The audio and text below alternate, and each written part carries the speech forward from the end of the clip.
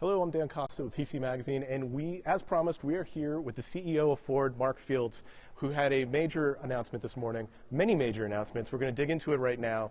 Mark, thank you so much for joining us. Oh, thanks for having me on. So what do we have here? This looks like a Mustang, Yeah. but not the most interesting parts of a Mustang. But there are some newsworthy parts to this Mustang.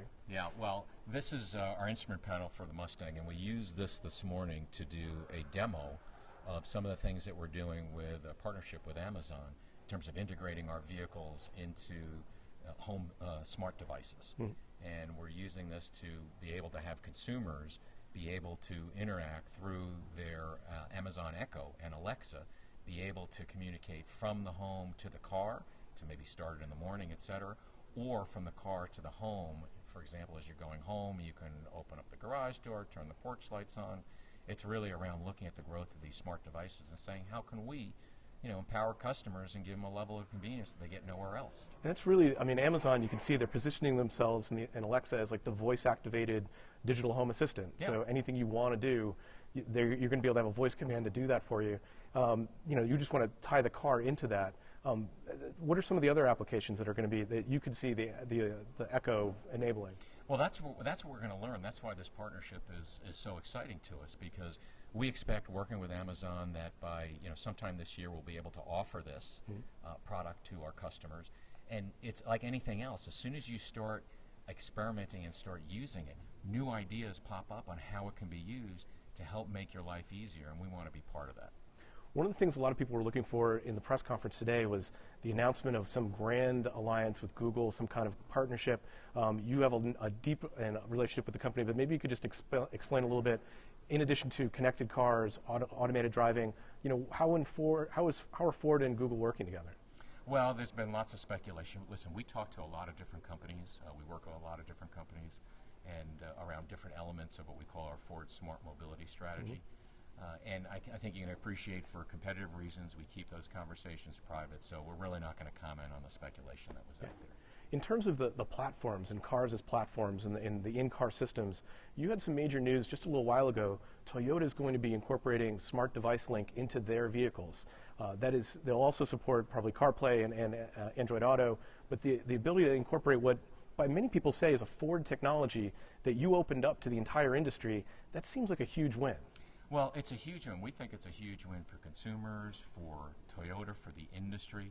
And the reason for that is Smart Device Link essentially is our open source smartphone app integration software. It allows you to use your smartphone apps and access them through your dashboard or through your vehicle controls. And I think the benefit to first off, the benefit to developers is they only have to develop an app once, and then it could be propagated across a bunch of different multiple platforms. And from a consumer standpoint, well, if you have more developers developing these great apps, they're going to be able to take advantage of them. So we're very excited because we think standardization across the industry is really important. Everybody wins. Yeah, and also it keeps it inside the auto industry. So the auto industry maintains some control. I know a lot of people are worried about Apple having too much control over the system, but it keeps it focused on driving, and I think you develop a different type of product. I just want to invite our readers to ask us questions. If you have questions, put them out, type them out, heart the links, share the link, and I'll ask Mark your questions. We'll get them answered. So talking about the platforms, a lot of people are wondering, connected cars, automated driving, driverless driving, where is Ford with that, and what are your plans for the immediate future? Well, when you look at autonomous vehicles, again, this is part of our overall Ford Smart Mobility Strategy. What we announced today is we're tripling our autonomous vehicle research fleet. Today we have about 10 vehicles. We're going to be expanding that to about 30 vehicles. And we've actually been researching autonomous vehicles for over 10 years now. We participated in the 2005 DARPA Challenge, which was the first kind of government-sponsored approach to competition to have autonomous vehicles work. And so we've been at this. We're on our third generation of autonomous vehicle platform. And our approach is to develop what we call a level 4 autonomous vehicle, which means in a defined area, the driver does not have to be ready to take control. And we're working really hard on that, to develop that and bring it to market at a certain point. That's the thing a lot of people don't realize. Is it? I think we have a question. What's the one word that encompasses Ford's future innovation? One word. One word. It can't be Ford. Can I use 3 words? I think we could probably fudge it a little bit. We are going towards driving to be an auto and a mobility company. So let's break that down a little bit, because you've said it before, we've talked about it before. You see the company as a mobility company, not just a company that ships steel and runs cars off the line. What does that mean, and how are you making that happen? Well, I think what it means is, as you look at our business model over time, it's always been about selling more units. And that's important to us. That's part of our core business. But going forward, how about a business model about thinking about it as vehicles miles traveled, and looking at this emerging area of mobility services, and how can we play a role to help customers be mobile? And when we talk about being a mobility company, mobility for us at its simplest definition is allowing people to work, live, and play where they want. And how can we play a role in helping enable that? Yeah, that's really mobility as a service, Yeah. which is the same way the entire software industry is breaking down into services. It's a great parallel. If you think of software as a service, right? The old days used to be, you had to buy a floppy disk in the really old days, and you bought the software. Then you went to software as a service. Think about transportation as a service. There are some folks out there that don't want to own a vehicle, particularly in urban areas. They just want access versus ownership. How can we play a role in that? We got a question, I think? Someone brought up drones. Drones. Oh, Drones, so we somebody's love reading drones. ahead. You have a DJI partnership that you just announced.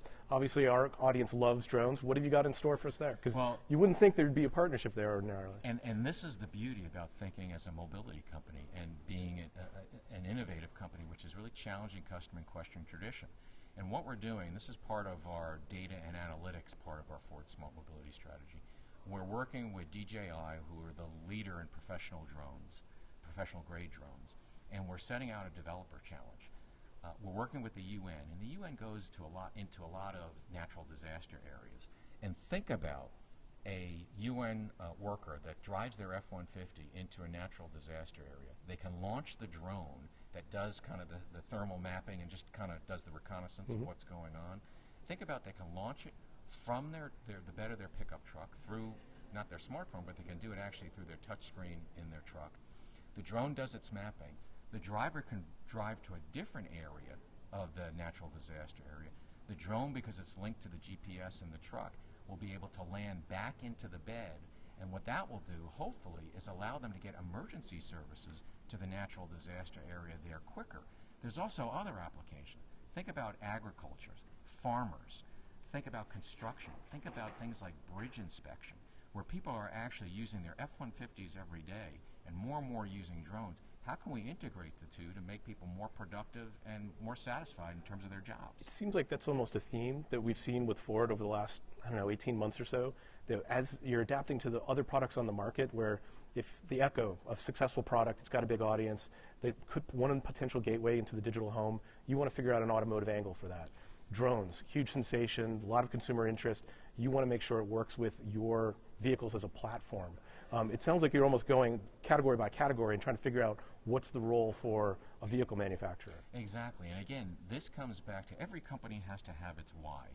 And our why as a company, going back to our founder, Henry Ford, was about making people's lives better. So as we look at these things, they may seem out of the box, but it's around this innovation mindset where we're just challenging custom and questioning tradition and not taking anything for granted and saying, how can Ford play a role in a lot of these different areas with the vehicle to make their lives better? Excellent. We've got another question from our viewers. From Venezuela. From Venezuela. Hola. Sell a whole lot of cars in Venezuela, do you? We actually have a very, the market is down there right now, but we have a plant in Venezuela, and we get a good market share in Venezuela. There you go. I want to talk to you about connected cars. We talk about delivering solutions for users. Tesla's generated a lot of innovation, a lot of great vehicles, frankly. Ford, you made some major announcements that you're going to release a lot of electric cars in not too distant future. Well, it's really interesting because we're actually the sales leader here in the U.S. of plug-in hybrids, and we're the #2 seller of electrified vehicles here in the U.S. And the announcement that we made at the end of December is we're going to invest another $4.5 billion in electrified vehicles between now and the end of the decade. We're going to add about 13 electrified models, and what that will end up is about 40% of our nameplates will have electrified vehicles. And the reason we're doing this is because over time, our point of view is the price of oil will go up. Listen, it's low right Eventually. now, but it's a non-renewable resource, right? So we want to be prepared for that. but also when people do drive electrified vehicles, they really like them. And the third reason is, listen, we have government mandates and requirements we have to meet for fuel economy, and the only way to meet that is to have a higher level of electrification in our fleet. What do you see as the blockers for the widespread distribution of electric vehicles? Is it the design of the cars? Is it the range of the cars? Is it the infrastructure to support it? What are the blockers? I think there's a number of challenges still to kind of work our way through. First is the range issue, kind of the range anxiety. That's a real issue for consumers, and that's why we're working very hard on the battery technology and the chemistry to make sure that we can get as long a range as we can in there.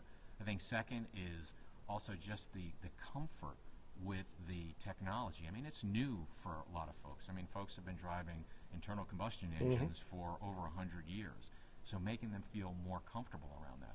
And finally, the third inhibitor is really around the cost. I mean, there is an incremental cost to buy an electrified vehicles, and with gas at $2 a gallon, more or less, that's a little bit of a difficult thing to pencil when customers are figuring out their monthly payments. And that's why we're working really hard on this research to get the costs down. Excellent. I think we have time for one more question from our audience.